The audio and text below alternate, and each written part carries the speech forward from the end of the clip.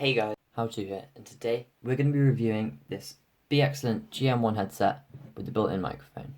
This headset is a cheap but alright alternative to higher end, more expensive headsets.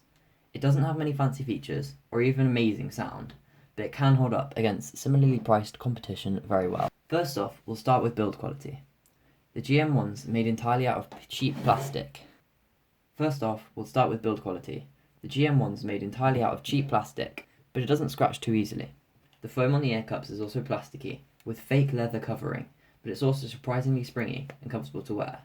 It has a generous amount of padding on the top of the headband, so there's no discomfort after long periods of use, and it has a nice braided cable, which stops it tangling up if it's left alone for a while. The headband has a clicky sounding adjuster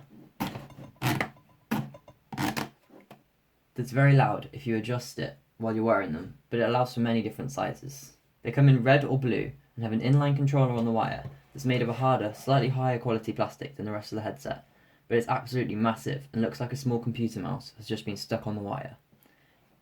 It has volume controls for the headset and an on-off switch, which is actually a mute or unmute switch.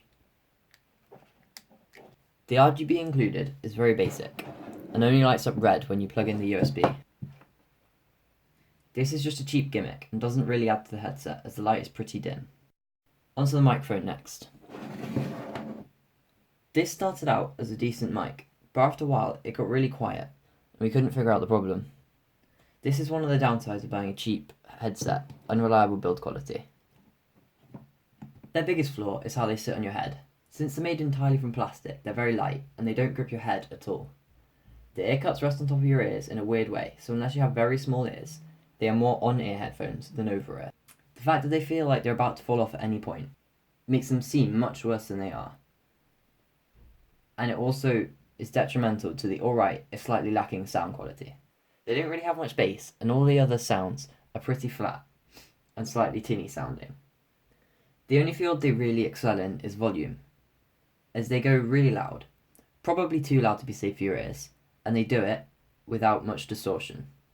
This isn't really a useful feature for a headset, and it'd be more useful in a speaker. So, overall, should you buy these? Well, it depends.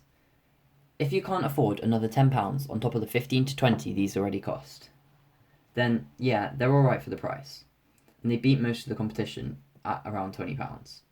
But you can get a much higher quality, better sounding headset for only a little bit more money. Thanks for watching. Don't forget to like and subscribe, and I'll see you next time. Goodbye.